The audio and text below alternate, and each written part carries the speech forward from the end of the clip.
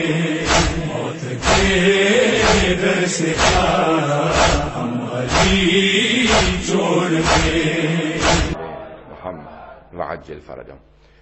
جن باریکیوں سے مباہلہ کو لکھا ہے، میں نے جلدی کوشش کی کہ مطالب کو پیش کر دوں انگلش میں تاکہ مضمون خالی نہ رہے.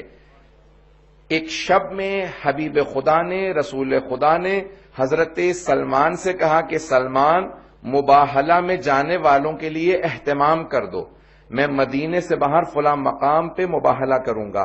اس مقام پہ آج ایک مسجد موجود ہے، سفید رنگ کی مسجد ہے، موجودہ نام مجھے معلوم نہیں. ایک زمانے میں اسی جگہ کا نام مسجد مباہلہ تھا، اب نام بدل دیے گئے ہیں. جو حاجی حضرات تازہ ہو کے آئے ہیں وہ نیا نام جانتے ہوں گے، نام کئی مرتبہ بدلا جا چکا. پیغمبر اسلام نے جناب سلمان فارسی سے کہا، سلمان محمدی سے کہا، اس مقام پہ ذرا کچھ اہتمام کر دو. جناب سلمان نے ایک سرخ رنگ کا قالین بچھایا اور ایک وہاں پہ خیمہ نصب کر دیا کہ یہاں پہ آ کے اہل بیت بیٹھیں گے، کیونکہ جناب سلمان جانتے تھے کون کون جانے والا ہے. انہوں نے ایک سرخ رنگ کا قالین بچھایا. اب میں کہوں گا کہ رسول خدا نے صرف جناب سلمان فارسی ہی سے کہا کہ وہاں قالین بچھاؤ، شاید اسی وجہ سے سلمان فارسی منا اہل البیت کے درجے پہ فائز ہے. اب رسول خدا نے کہا قالین بچھاؤ، جناب سلمان نے سرخ رنگ کا قالین بچھایا. کہا فجر کے بعد جائیں گے، اس سے پہلے جناب سلمان فارسی گئے اور وہاں پہ قالین بچھا دیا، سرخ ریڈ کارپیٹ. عزیزان گرامی، شاید آج بھی کرسچن ورلڈ کے اندر جب کسی کو بہت زیادہ اہمیت دینی ہو، کسی کو بتانا ہو یہ بہت زیادہ وی آئی پی ہے یا وی وی آئی پی ہے، تو آج بھی ریڈ کارپیٹ ٹریٹمنٹ دی جاتی ہے، سرخ رنگ کا قالین بچھایا جاتا ہے. شاید ان کرسچنز نے اہل بیت کو آتا دیکھا تھا اور اس مقام پہ سرخ قالین دیکھا تھا. جو سرخ قالین پہ آ کے بیٹھے تو انہی کے لیے یہ ریڈ کارپیٹ ٹریٹمنٹ وہیں سے ظاہراً شروع ہوئی ہے. اب جناب سلمان نے سرخ رنگ کا قالین بچھایا، رات کے اندر پیغمبر اسلام نے بتا دیا اور کہہ دیا مباہلہ فجر کے بعد طلوع آفتاب سے پہلے ہوگا، after Fajr prayers before the sunrise. کیوں؟ نہ یہ صبح کا وقت ہے نہ رات کا وقت ہے. یا رسول اللہ ایسا وقت کیوں چنا جو نہ صبح ہے نہ رات ہے؟ کہا کیونکہ رات میں معلوم نہیں ہوتا کون کون آیا تھا، اور صبح میں لے جانا نہیں چاہتا فاطمہ کو کیونکہ پردے کا اہتمام ہے. اگر میں بات واضح کر پایا ہوں کہ اس اہتمام کے ساتھ لے کے جانا چاہتا ہوں کیونکہ سیدہ جا رہی ہیں تو میں نہیں چاہتا کہ دن ہو، لیکن میں چاہتا ہوں کہ لوگ دیکھ لیں کہ کون کون آیا تھا. 5 آئے تھے، بس سب نے دور سے دیکھا. عزیزان گرامی دیکھیں، اب بحث ہے معرفت سے. جناب امیر علیہ السلام کہتے ہیں بولو اور پہچانے جاؤ، speak and you will be known, recognition is through speech. 4 ان کے 8 بشپ تھے. اسقف اعظم جو عربی میں اصطلاحات دی گئی ہیں، اطیب البیان میں سید طیب الموسوی الجزائری نے اپنی تفسیر اطیب البیان میں لکھا، وہاں سے پیش کر رہا ہوں. کہ 4 ان کے جو ہیں اس وقت کے سب سے بڑے اسقف تھے، 8 بشپ انگلش میں آپ لوگ کہتے ہیں، جو سب سے بڑے ان کے پادری تھے. کہ وہ 4 افراد تھے، ان 4 نے دور سے دیکھنا شروع کیا اور ان میں سے ایک کا نام عاقب تھا. اس نے کہا کہ اے عیسائیو، میں تم سب سے کہتا ہوں آنے والوں سے مباہلہ مت کرنا. میں وہ ہستیاں دیکھ رہا ہوں کہ اگر انہوں نے ہاتھوں کو بلند کیا اور پہاڑ کو اپنی جگہ سے ہلنے کے لیے کہا تو پہاڑ اپنی جگہ کو چھوڑ دے گا. چہرے ایسے ہیں. ابھی اہل بیت نے دعا نہیں کی، کلام نہیں کیا، صرف چہروں کو دیکھ کے عیسائی پہچان گئے تھے. تو ایک بات واضح ہو گیا، کوئی تعصب نہ رکھتا ہو، پریجڈس نہ ہو، ریسزم نہ رکھتا ہو، کسی بھی طرح کا ڈسکریمنیشن نہ کرتا ہو، تو اہل بیت کو دیکھ کے پہچان سکتا ہے. یہ عام نہیں ہے. پتہ نہیں بات کو پہنچا پا رہا ہوں کہ نہیں. جناب یوسف کو جب دیکھا تھا نا سارے مصر والوں نے، تو سب نے کہا تھا بل ہوا ملک کریم، یہ انسان نہیں بلکہ آسمان سے نازل ہوئی مخلوق معلوم ہوتا ہے. جناب یوسف کا فخر ہے رسول خدا. آج حبیب خدا آ رہے ہیں اپنی آب و تاب کے ساتھ. سب عیسائیوں نے ایک مرتبہ رخ رونق کو دیکھنے کے بعد کہا جو آ رہے ہیں اگر انہوں نے بد دعا کی تو قیامت تک کے لیے ایک عیسائی نظر نہیں آئے گا. اسی لیے ان سب نے فیصلہ کیا ہم مباہلہ نہیں کریں گے. اگر مباہلہ ہو گیا تو سارے عیسائی مسخ ہو جائیں گے. یہ ان کے الفاظ سے نجس جانوروں میں مسخ ہو جائیں گے. اب میں ممبر کے احترام میں نہیں کہہ رہا ہوں کہ انہوں نے کہا وہ نجس جانوروں کی شکل میں مسخ ہو جائیں گے. اگر کوئی ان کے مقابلے میں آ گیا تو عیسائی بھی سمجھتے ہیں کہ مسخ ہو جائیں گے. اب اگر کوئی اہل اسلام ہوتے ہوئے اہل بیت کو نہ پہچانے، سمجھ لو عیسائیوں سے بدتر ہو جائے گا. یا آل محمد ہیں، ان کی عظمت کیا ہے. ابھی بولے نہیں ہیں، کلام نہیں کیا، پیغمبر نے خطبہ نہیں دیا، جناب امیر نے خطبہ نہیں دیا، امام حسن و حسین علیہ السلام نے خطبے نہیں دیے، صرف دیکھا اور انہوں نے کہا کہ ان کے چہروں کے نور بتا رہے ہیں۔ مورخین نے سب نے یہی لکھا نا 7 ہجری کا۔ عزیزان گرامی، جناب سید الشہداء 3-4 برس کے ہیں، لیکن سب نے یہی لکھا مباہلہ میں رسول خدا نے امام حسن کی انگلی پکڑ رکھی تھی اور امام حسین کو گود میں لے رکھا تھا۔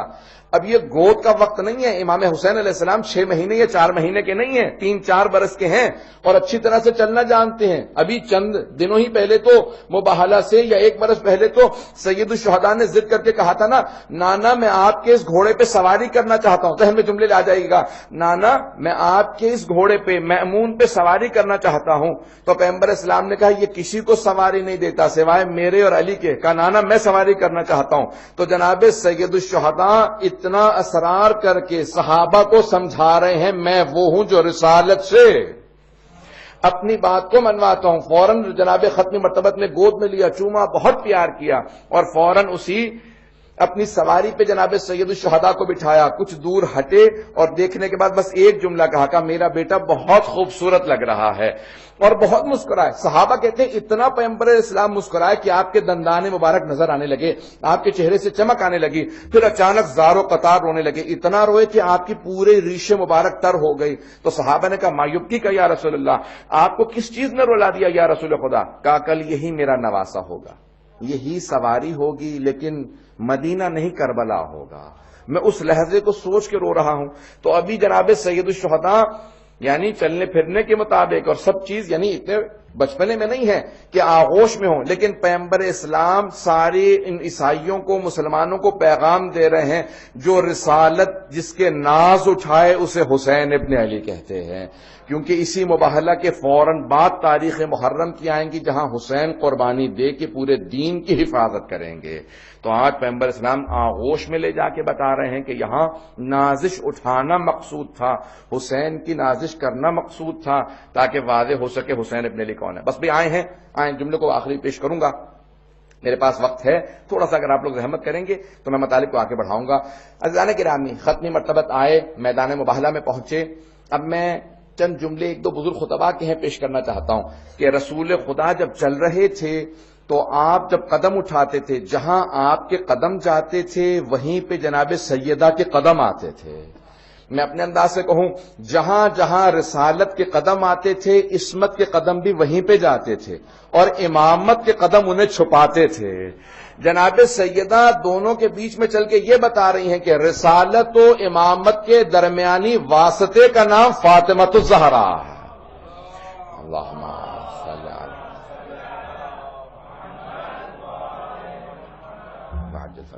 علی یعنی رسالت کے، جسے انگلش میں آپ لوگ کہتے ہیں مسنگ لنک، رسالت اور امامت کے اس واسطے کا، رابطے کا نام جناب فاطمۃ الزہرا ہے۔ عزیزان گرامی، مباہلہ ختم نبوت کی دلیل بھی ہے، ابتدائے امامت کی دلیل بھی ہے، دونوں چیزوں کی دلیل مباہلہ ہے۔ اور ایک مرتبہ ختمی مرتبت نے اپنے انداز سے وہاں پہ آنے کے بعد جب عیسائیوں کو دیکھا تو ان سب نے فوراً رسول خدا سے کہا ہم مباہلہ نہیں کرنا چاہتے، ہم مباہلہ نہیں کرنا چاہتے، ہمیں آپ کی شرائط منظور ہیں، اگر آپ جزیہ کہیں گے تو ہم جزیہ دیں گے، آپ کی حکومت میں ویسے رہیں گے جیسا آپ کہیں گے۔ عزیزان گرامی، یہ پہلی ایسی جنگ ہے کہ جہاں جنگ نہیں ہوئی، مباہلہ نہیں ہوا، تلوار کی ضرورت نہیں پڑی۔ میں بہت سوچا کرتا تھا رسول خدا بیٹی کو کیوں لے گئے؟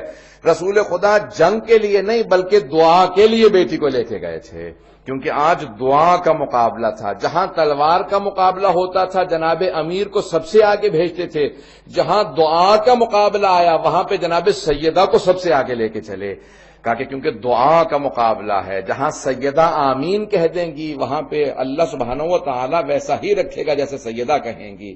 اب یہ حدیث رسول خدا سمجھ میں آتی ہے کہ ان اللہ یغضب لغضبها ویرضى لرضاها، خدا فاطمۃ الزہرا کے غضبناک ہونے سے غضبناک ہوتا ہے اور ان کے راضی ہونے سے خدا راضی ہوتا ہے۔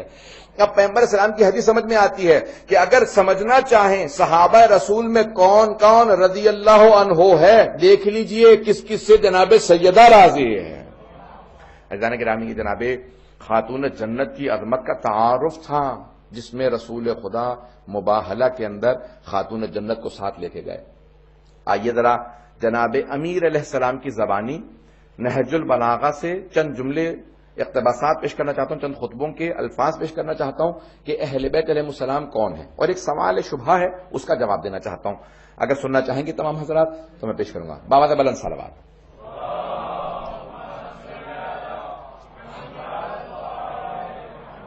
وعجل فرجهم۔ اس سے پہلے کہ میں اس کو پیش کروں، بہت سے نوجوانوں نے ایک سوال بھی، ایک شبہ بھی ہے، کسی نے شبہ ڈالا ہے، یہ ایک سوال ہے نوجوانوں نے کیا، اس کو میں پیش کرنا چاہتا ہوں کہ اہل بیت علیہ السلام نے خود پیغمبر نے اور خود اہل بیت نے، جناب امیر علیہ السلام نے، امام حسن حسین نے اور بعد والے ائمہ نے بہت زیادہ اپنے فضائل بتائیں، اپنا تعارف کروایا خود اپنی زبان سے، اپنے فضائل بتائیں، یعنی بتایا کہ ہمارا مقام کیا، ہماری عظمت کیا ہے، ہم معصوم ہیں۔ اور جناب امیر کے جو خطبے کا اقتباس پیش کرنا چاہتا ہوں اس میں فرماتے ہیں کہ لا یقاس بآل محمد احد، کوئی کسی کا بھی اہل بیت آل محمد سے کوئی مقابلہ نہیں، امت محمدی ہو یا کوئی اور امت ہو، ان کا آل محمد سے کوئی مقابلہ نہیں، کسی کا کوئی بھی کمپیریزن ہی نہیں ہے رسول خدا اور ان کی آل سے۔ تو اب یہ اتنے جملے انہوں نے خود اپنی تعریف میں کہے ہیں، تو آیا اپنے منہ سے اپنی تعریف کرنا اچھی بات ہے؟ معاذ اللہ، یعنی آیا یہ اپنے منہ سے اپنی تعریف ہے؟ یہ شبہ، میں اس کا جواب دینا چاہتا ہوں۔ اگر شبہ سمجھ میں آیا تو سوال کا جواب بھی سب کو سمجھ میں آئے گا۔ تو شبہ یہ ہے، کرٹیسزم یہ ہے کہ اہل بیت نے سینکڑوں نہیں ہزاروں احادیث اپنے فضائل میں بیان کیے خود، تو آیا یہ خود اپنی تعریف نہیں ہے اپنے منہ سے؟ کرنا چاہیے ایسا یا نہیں کرنا چاہیے؟ اب غور سے سنیے گا جواب کو۔ جناب امیر علیہ السلام نے 40 سے زیادہ مقامات پہ صرف نہج البلاغہ میں آل محمد کا ایسا تعارف کروایا ہے کہ اگر انسان صرف جناب امیر علیہ السلام کے ان الفاظ پہ غور کرے، میں چند جملے پیش کرنا چاہتا ہوں اور اس سوال کا جواب دینا چاہتا ہوں۔ سوال سب کو سمجھ میں آ گیا انشاءاللہ؟ تو اس کا جواب میں پیش کرنا چاہتا ہوں، اس پہ غور سے سنیے گا۔ مثال کے طور پہ جناب امیر علیہ السلام فرماتے ہیں کہ آل محمد کون ہے، تو فرماتے ہیں کہ جبال الدین، اللہ کے دین کے پہاڑ ہیں، ماؤنٹنز آف ریلیجن آف اللہ، اللہ کے دین کے پہاڑ ہیں، جبال الدین۔ اس جملے کو اگر تھوڑا سا تشریح کر دوں، قرآن نے کہا کہ والجبال اوتادا، وتد سے اوتاد، میخ، کیل، نیلز ہوتی ہیں، بلڈنگ کے اندر نیلز لگاتے ہیں جو اس کو ہولڈ کرتی ہے، تو قرآن کہتا ہے والجبال اوتادا، اس پوری زمین کو ہولڈ کرنے کے لیے اللہ قرآن میں کہتا ہے کہ اللہ نے پوری زمین پہ ماؤنٹنز بنائے ہیں، یہ کیلوں کی طرح سے ہیں، میخوں کی طرح سے ہیں، پینس کی نیلز کی طرح سے ہیں، جنہوں نے زمین کو ہولڈ کر رکھا ہے۔ اگر بات پہنچ رہی ہو، یہ پوری کی پوری زمین کو ان ماؤنٹنز نے، ان پہاڑوں نے ہولڈ کیا ہوا ہے۔ اللہ کہتا ہے میں نے اس پوری زمین کو خلق کیا اور پہاڑ لگا دیے ہیں تاکہ یہ پورا کا پورا بیلنس رہے۔ یہ پہاڑ پوری زمین کو بیلنس رکھتے ہیں، سمندروں کے اندر بھی پہاڑ ہیں۔ کہ تم سمجھ نہیں سکتے، میں خالق ہوں اس دنیا کا، مجھے معلوم ہے کس پہاڑ کو کہاں رکھنا چاہیے۔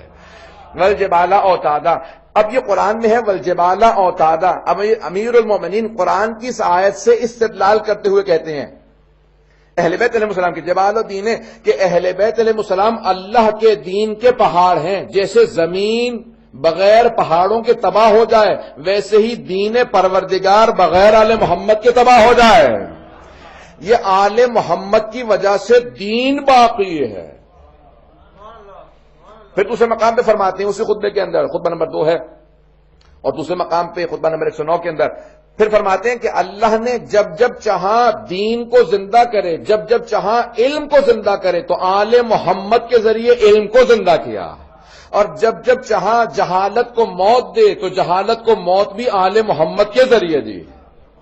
بہت بڑے جملے ہیں، اتنے فضائل پیش کیے ہیں۔ تو اتنے فضائل، اور دوسرے مقام پہ جب جناب امیر سے سوال کیا گیا، یا مثال کے طور پہ خطبہ خط ہے مولا کا، ایک خط ہے جو معاویہ ابن ابی سفیان کے نام پہ امیر المومنین نے لکھا، اس نے کہیں تقابل کیا کہ یا علی جنگ بند کر دیجئے، ہم اور آپ ایک جیسے ہیں، ہمارے خاندان بنی ہاشم بنو امیہ ملتے جلتے ہیں، تو آپ نے اس کو سخت ترین الفاظ میں لکھا ہے خط۔ اب میں اس کو پیش کر رہا ہوں، 2 جملے پیش کروں گا صرف اس کے، کیوں اتنے فضائل پیش کیے ہیں، میں اس کو سمجھانا چاہ رہا ہوں نوجوانوں کی خاطر خاص طور سے۔ اب اس نے لکھا کہ یہ 2 خاندان ملتے جلتے ہیں۔ جناب امیر علیہ السلام نے کہا کہ خبردار ان 2 خاندانوں کا تقابل نہ کرنا، اور پھر آپ آگے جا کے جملہ لکھتے ہیں اس کے اندر، کہتے ہیں کہ کیوں اس لیے کہ لیس الحرب، کیونکہ ان کے جو بڑے تھے ان لوگوں کے بنو امیہ کے حرب، ابو سفیان کا باپ، کہا کہ حرب ابو طالب جیسے نہیں ہیں، امیہ ہاشم جیسا نہیں ہے، من النبی و منکم المکذب، ہم وہ ہیں جن کے خاندان سے نبی ہیں، تم وہ ہو جن کے خاندان سے نبی کو جھٹلانے والا، اگر بات واضح ہو رہی ہو۔ کہ منا اسد اللہ و اسد رسول، اللہ اور اللہ کے رسول کا شیر ہم میں ہے، ومنکم اسد الاحلاف، تم میں جھوٹی قسمیں کھانے والوں کا شیر ہے۔ پھر دوسرے مقام میں فرماتے ہیں کہ منا سیدۃ النساء العالمین، پوری کائنات کی ملکہ فاطمہ الزہرا ہم میں سے ہیں، ومنکم حمالۃ الحطب، وہ جو اس کی پھوپھی تھی ام جمیل، کہا کہ اور حمالۃ الحطب تم میں سے ہے۔ تو مولا نے بے انتہا اس کے اندر فضائل اہل بیت پیش کیے۔ اور ایک جملہ آخری پیش کر دوں کہ منا سیدہ شباب اہل الجنہ، ہم وہ ہیں جن کے خاندان سے جوانان جنت کے سردار حسن و حسین ہیں، ومنکم صبیۃ النار، اور تم میں جہنم کے بچے، یہ یزید کی طرف اشارہ ہے۔ عزیزان گرامی، اتنے فضائل اہل بیت نے پیش کیے۔ یا کسی نے پوچھا کہ یا علی آپ افضل ہیں یا جناب آدم افضل سے، تو آپ نے کہا کہ میں، یہ اتنے فضائل کیوں پیش کیے؟ آیا معاذ اللہ یہ ایروگینس ہے، معاذ اللہ استغفر اللہ ربی واتوب الیہ، یا کیوں فضائل پیش کیے؟ یہ شبہہ بعض اوقات ایجاد کیا جاتا ہے، آئیے اس کا جواب دینا چاہتا ہوں۔ جواب بہت سے ہو سکتے ہیں، میں صرف 2 جواب پیش کروں گا اور انشاءاللہ سب کی توجہ اپنے ساتھ چاہوں گا۔ توجہ لوگوں کی میرے ساتھ ہے؟ اب آئیں ذرا 2 جواب پیش کرنا چاہتا ہوں۔ ایک خود فرمان معصوم سے پوچھا یا علی آپ افضل ہیں یا آدم، تو آپ نے فوراً کہا تزکیۃ المرء لنفسہ قبیح، ایک مرد کا اپنے منہ سے اپنی تعریف کرنا قبیح شمار ہوتا ہے، برائی شمار ہوتا ہے، اچھی بات نہیں ہے۔ لیکن قرآن کہتا ہے کہ وَأَمَّا بِنِعْمَتِ رَبِّكَ فَحَدِّثْ، اے میرے حبیب اللہ نے جتنی نعمتیں آپ کو دی ہیں ان سب کا تذکرہ کیجئے۔ کہ اس لیے نہیں کہہ رہا کہ کیونکہ میں اپنے تکبر کا اظہار کر رہا ہوں، بلکہ یہ اللہ کی ہم پہ نعمت ہے، اس نے ہمیں ایسا بنایا۔ اگر بات واضح ہو گئی ہو تو کہا اس لیے نہیں کہ ہم کبر کر رہے ہیں، تکبر، بلکہ اس لیے کہ اللہ کی یہ ہم پہ نعمت ہے۔ عزیزان گرامی، معصوم اور غیر معصوم میں فرق یہی ہوتا ہے، اگر غیر معصوم کے پاس کوئی چیز آ جائے تو وہ اس پہ فخر کرنے لگتا ہے، معصوم اپنے تعارف کے لیے ان چیزوں کو پیش کرتے ہیں۔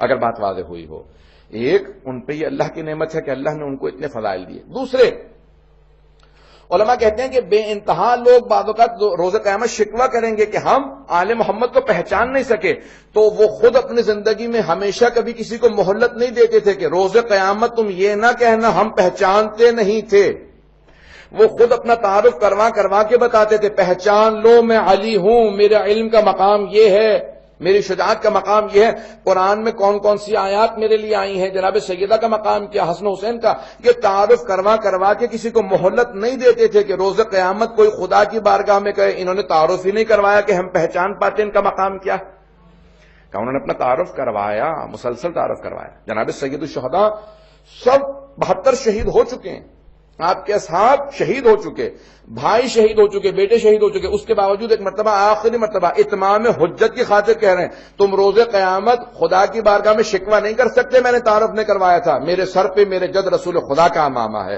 یہ سواری رسول خدا کی ہے، یہ آبا قبا رسول خدا کی ہے۔ سارا مجمع رونے لگا۔ پھر آپ نے پھر کہا تم عنقریب پھر بھی مجھے مار دو گے، میں نے تعارف کروا دیا ہے تاکہ تم میں سے کوئی یہ کہنے لائق نہ رہے کہ ہم جانتے نہیں تھے حسین ابن علی کون ہے، تم جانتے ہو، اب اگر تم مجھے پھر بھی مارتے ہو پھر تم گنہگار ہو، گناہ کبیرہ کے مرتکب ہو، اور مجھے اپنے سے زیادہ تم پہ ترس آ رہا ہے کیونکہ میں تو موت سے ڈرتا نہیں ہوں، میرے لیے آخرت میں جنت ہی جنت ہے، میں تم پہ اس لیے ترس کھا رہا ہوں۔ اور یہ جملہ کہا نا کہ میں دور جانا چاہتا ہوں، میں دور چلا جاؤں گا، میں ہند چلا جاؤں گا، لفظ موجود ہیں، میں دور چلا جاؤں گا کیونکہ میں نہیں چاہتا کہ امت محمدی میں وہ مسائل آئیں جو قتل حسین کی وجہ سے ان کے ہاتھ جب آلودہ ہو جائیں گے تو اللہ کن کن چیزوں میں انہیں مبتلا کر دے گا۔ اور ہوا، وہی سب کچھ ہوا، ان سب کے سامنے آیا کہ انہوں نے اتنا بڑا، جب وہ اتنے بڑے گناہ کے مرتکب ہو گئے۔ عزیزان گرامی، اہل بیت اپنا تعارف کرواتے رہے، مسلسل تعارف کروایا، آل محمد نے تعارف کروایا۔ میں ایک صرف پہلو کو پیش کرنا چاہتا ہوں، میرے پاس 5-6 منٹ 7 منٹ ہیں، اس کے بعد اندر ہی بات کو مکمل کروں گا۔ صرف ایک فضائل کی اور پھر چند جملے مسائل کے، کیونکہ یہ آخری جشن ہے تو چند جملے میں صرف پیش کروں گا آخر میں۔ جانتا ہوں جشن ہے، مسائل کے نہیں، لیکن کیونکہ محرم قریب ہے اس لیے 2 جملے پیش کروں گا آخر میں دعا کے لیے۔ جناب امیر سے سوال کیا کہ مولا اتنی آیات آپ کی شان میں نازل ہوئی ہیں، اتنی احادیث پیغمبر اسلام نے کہی ہیں، مسجد کوفہ میں جناب امیر علیہ السلام خطبہ دے رہے ہیں اور ایک آدمی بیچ میں کھڑا ہو جاتا ہے اور کہتا ہے یا علی اتنی آیات آپ کی شان میں نازل ہوئی ہیں، آپ کو اپنی شان میں نازل ہونے والی کون سی آیت سب سے زیادہ پسند ہے؟ اگر میں بات پہنچا پاؤں، میں اگر آپ میں سے بھی کسی سے پوچھوں نا کہ آپ کو اپنی کون سی خوبی زیادہ اچھی لگتی ہے، کون سا کیریکٹرسٹک زیادہ اچھا لگتا ہے، تو آپ بھی 5-10 منٹ تو لے لیں گے سوچنے میں کہ اتنی خوبیاں ہیں، کون سی خوبی زیادہ اچھی ہے۔ اور وہ علی کہ جن کے اتنے فضائل ہوں کہ خود حبیب خدا نے کہا ہو اگر سارے سمندروں کو سیاہی میں تبدیل کر دیا جائے، سارے درختوں کو قلم بنا دیا جائے، انسان لکھنے والے ہوں، جن گننے والے ہوں، زمین سے آسمان کے فاصلے میں علی کے فضائل لکھے جائیں تو ہر چیز ختم ہو جائے گی، علی کے فضائل ختم نہیں ہوں گے۔ جن امیر المومنین کے اتنے فضائل ہوں کہ پیغمبر اسلام نے فرمایا کہ ہر چیز ختم ہو جائے گی، علی کے فضائل ختم نہیں ہوں گے۔ کسی آدمی نے پوچھ لیا کہ یا علی آپ کو اپنے سے متعلق کون سی آیت سب سے زیادہ پسند ہے؟ آپ نے یہ نہیں کہا کہ کل تک کی مہلت دے دو، 500 آیات ہیں، 1000 آیات ہیں، ایک مرتبہ پھر ریوائز کر کے دیکھ لو کون کون سی آیت میری شان میں آئی ہے، اتنی آیات ہیں، اتنے سورے ہیں، اتنی 1000 احادیث ہیں۔ آپ نے نہیں کہا مہلت دو، سوچوں، ذرا ایک مرتبہ دوبارہ ریوائز کر لوں، اسی لہجے آپ نے فوراً جواب دیا کہ قرآن کی تمام آیات جو اللہ نے میری شان میں نازل کی ہیں مجھے یہ ایک آیت سب سے زیادہ پسند ہے۔ سورہ رات کی آخری آیت ہے، آیت نمبر 43 ہے، 43ویں آیت، کہا کہ اللہ سبحانہ و تعالی نے اپنے حبیب سے کہا کہ اے حبیب کہہ دیجئے ان تمام کے تمام مشرکین سے، ان تمام کے تمام کفار سے کہہ دیجئے کہ جتنے بھی کہتے ہیں وَيَقُولُ الَّذِينَ كَفَرُوا لَسْتَ مُرْسَلًا، یہ جو کافر ہیں کہتے ہیں کہ آپ رسول نہیں ہیں، قُلْ كَفَىٰ بِاللَّهِ شَهِيدًا بَيْنِي وَبَيْنَكُمْ وَمَنْ عِندَهُ عِلْمُ الْكِتَابِ، اے میرے حبیب ان سے کہہ دیجئے کہ اے کفار تمہارے اور میرے درمیان میں صرف 2 گواہ کافی ہیں، ایک اللہ گواہ کے طور پہ کافی ہے، دوسرا وہ جس کے پاس پوری کتاب کا علم ہے، جس کے پاس پوری کتاب کا علم ہے۔ تو جناب امیر کہتے ہیں کہ مجھے سب سے زیادہ یہ آیت پسند ہے۔ پوچھنے والے نے پوچھا مولا یہی آیت سب سے زیادہ پسند کیوں ہے؟ کہا کیونکہ اللہ سبحانہ و تعالی نے رسول خدا کے جب 2 گواہ شمار کیے تو اپنے نام کے ساتھ میرا نام رکھا۔ اللہ سبحانہ و تعالی نے اپنے نام کے ساتھ رسول خدا کے گواہوں میں میرا نام رکھا، اللہ کے نام کے ساتھ میرا نام آیا، مجھے یہ آیت بہت زیادہ پسند ہے کہ خالق نے اتنی بڑی نعمت عطا کی کہ اپنے نام کے ساتھ میرا نام رکھا۔ عزیزان گرامی، اتنے فضائل آل محمد کے، یہ اپنا تعارف کرواتے رہے مسلسل کہ پہچان لو، معرفت حاصل کرو، تاکہ قیامت کے دن کوئی یہ نہ کہے کہ میں محروم تھا، پہچان نہیں سکا، میں پہچان نہیں سکا۔ اسی لیے روایت کے الفاظ ہیں جب صاحب زمانہ اسلامی ظہور کریں گے نا تو لوگ دیکھنے کے بعد شبہ نہیں کریں گے، شک نہیں کریں گے یہ کون ہیں، ہم انہیں جانتے تھے نہیں جانتے تھے، یہاں تک کہ بہت سے مسلمان محروم رہیں گے، بہت سے کفار دیکھنے کے بعد ان پہ ایمان لے آئیں گے، بہت سے کفار ایمان لیں گے۔ پوچھا جائے گا کیوں؟ کہ ان کا چہرہ بتا رہا ہے یہ خدا کا کوئی زندہ معجزہ ہے۔ عزیزان گرامی، کبھی اپنے ذہن میں یہ بہت سے نوجوان کہتے ہیں ہم پہچانیں گے کیسے؟ کوئی جھوٹا دعویٰ کرے گا۔ عزیزان گرامی، جھوٹا دعویٰ کرنے والا بڑا واضح سا آدمی ہوتا ہے، اور جو مہدی برحق ہو، جو خداوند متعال کی حجت ہو، ممکن ہی نہیں ہے کہ آپ اور میں نہ پہچانے، ممکن ہی نہیں ہے۔ بات پہچاننا نہیں ہوگی، بات ہے اطاعت کی۔ جب پہچان لیں تو پھر اسی راستے پہ چلیں جس پہ امام علیہ السلام کا ہے۔ عزیزان گرامی، پنجتن کا تعارف پیغمبر اسلام نے متعدد مرتبہ کروایا۔ کبھی جناب امیر کا بازو تھاما اور کہا کہ من کنت مولا فہذا علی مولا، اور اسی انداز سے جناب سیدہ کا بھی تعارف کروایا۔ صحابیات کا مجمع، ساری خواتین بیٹھی ہیں اور ایک ام المومنین راویہ، وہ کہتی ہیں کہ میں نے خود دیکھا پیغمبر اسلام نے بازو تھام کے کہا ہذہ فاطمہ، میرے فوراً ذہن میں غدیر کا میدان آیا کہ وہاں علی کا تعارف کروایا تھا، وہ ولی اللہ ہے، یہ ولیت اللہ ہے، فاطمہ امام نہیں ہے، نبی نہیں ہے۔ وقت تمام ہو چکا ہے۔ عزیزان گرامی، یہ آخری محرم سے پہلے خوشی ہوتی ہے، پھر 2 مہینے 2.25 مہینے آپ لوگ غم کے مناتے ہیں۔ جب یہ آخری خوشی کا لحظہ آتا ہے نا تو میری عجیب و غریب کیفیت سی ہونے لگتی ہے کہ پروردگارا اب ہم میں سے کون کون آئندہ خوشی کے لیے 2-2.5 مہینے بعد ہو، کون نہ ہو۔ اور جب آخری خوشی ہوتی ہے نا تو یہ خوشی جسے ہم لوگ عید کہتے ہیں، عید میلاد النبی، عید غدیر ہے، عید الفطر ہے، عید الاضحیٰ ہے، عید دہب الارض ہے، عید نیمہ شعبان ہے اور یہ عید مباہلہ، تو یہ آخری عید ہے، عید پہ سب عیدی مانگتے ہیں، تو ہم بھی خدا کی بارگاہ میں کہتے ہیں پروردگارہ ہمیں عیدی عنایت فرما، ہمیں ہمارے امام کی زیارت نصیب فرما، پروردگارہ ہمیں عیدی عنایت فرما، ہمارے گناہان کبیرہ و صغیرہ معاف فرما، پروردگارہ ہمیں عیدی عنایت فرما۔ پروردگارہ جب ہم دیکھتے ہیں نا کہ اس وقت عراق میں کیا حالات ہیں، شام میں کیا حالات ہیں، تو دل ٹوٹ جاتے ہیں۔ پروردگارہ دوبارہ عراق و شام کی تمام زیارات کو آزاد فرما، پروردگارہ خصوصاً شام کے تمام روضوں کی حفاظت فرما، پروردگارہ دشمنان اہل بیت کو خصوصاً داعش کو، طالبان کو، آل سعود و آل یہود کو، پروردگاری جو آل خلیفہ ان سب کو غارت فرما، پروردگارہ بہت سے لوگوں نے ہم سے التماس دعا کی ہے، وہ تمام کے تمام مومن و مومنات جو کسی وجہ سے پریشان حال ہیں، پروردگارہ تجھے واسطہ ہے اپنے حبیب کا، اور تجھے واسطہ اپنے حبیب کے ان فاقوں کا، حسن و حسین کا واسطہ، پروردگارہ ان تمام مومن و مومنات کی پریشانیاں دور فرما، پروردگارہ جو مریض ہیں شام غریبہ کے اس بیمار کا واسطہ جس سے بستر چھین لیا گیا تھا، پروردگارہ اس چھنے ہوئے بستر کا واسطہ ان تمام مریضوں کو شفائے کاملہ عاجلہ عنایت فرما، پروردگارہ بہت سے ماں باپ نے ہم سے التماس دعا کی ہے، میں 2 واسطے اور دوں گا، پروردگارہ بہت سے ماں باپ نے کہا اولاد کے لیے دعا کرنے کے لیے، جو بے اولاد ہیں جناب زینب کی اجڑی گود کا واسطہ ان سب کو اولاد عنایت فرما، پروردگارہ جو اولاد والے ہیں ان کی اولاد کو نیک و صالح بنا، پروردگارہ جتنے بھی والدین نے اپنی اولاد کے لیے خصوصاً ماں باپ نے اپنی بچیوں کے رشتوں کے لیے کہا ہے، پروردگارہ واسطہ اس چہرے کا جس پہ تماچے لگے تھے، کسی کی دعا کو رد نہ فرما، آج جو ہاتھ بلند ہے کسی کو نا امید نہ لوٹا، پروردگارہ آنے والے ایام محرم کے ایام ہیں، اگلے ہفتے سے مجالس پوری دنیا میں شروع ہو جائیں گی، پروردگارہ عزاداروں کی عزاداری کی حفاظت فرما، پروردگارہ امام زمانہ تو 2 باتوں کا بڑا صدمہ ہے، ایک اپنی دادی کے دربار میں جانے کا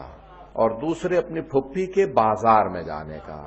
آئیں ذرا مل کے کہیں، بڑے بڑے بزرگ علماء نے بتایا ہے کہ جب ملاقات ہوئی نا کسی کی امام زمانہ سے تو کہا کہ مولا آپ کے شیعوں کے لیے کوئی پیغام ہے؟ تو امام زمانہ نے کہا میرے شیعوں سے بس ایک پیغام کہہ دینا کہ جب بھی میرے ظہور کی دعا مانگیں تو میری پھپھی زینب کا واسطہ دیں، خدا میری پھپھی کا واسطہ کبھی رد نہیں کرتا، پروردگارہ واسطہ لائے ہیں جناب زینب کبریٰ کا، پروردگارہ ہماری گنہگار آنکھوں کو امام زمانہ کی زیارت نصیب فرما، پروردگار ہم بہت گنہگار ہیں لیکن تیری بارگاہ کے اندر آئے ہیں اور حسین ابن علی کا واسطہ لائے ہیں، وہ واسطہ جو تو کبھی رد نہیں کرتا۔ 8ویں امام کہتے ہیں نا نحن کلنا سفن النجات، ہم سب کے سب سفینہ نجات ہیں، نجات کی کشتیاں ہیں، آرمس آف سیلیویشن، ولیکن سفینۃ جدنا الحسین اسرع، لیکن ہمارے جد حسین کی کشتی سب سے زیادہ تیز کشتی ہے۔ پروردگارہ یہ اگلا ہفتہ جو آ رہا ہے، اگلا مہینہ امام حسین کا مہینہ، حسین ابن علی کی عظمتوں کا واسطہ ہمیں زندگی میں اہل بیت کی زیارات نصیب فرما،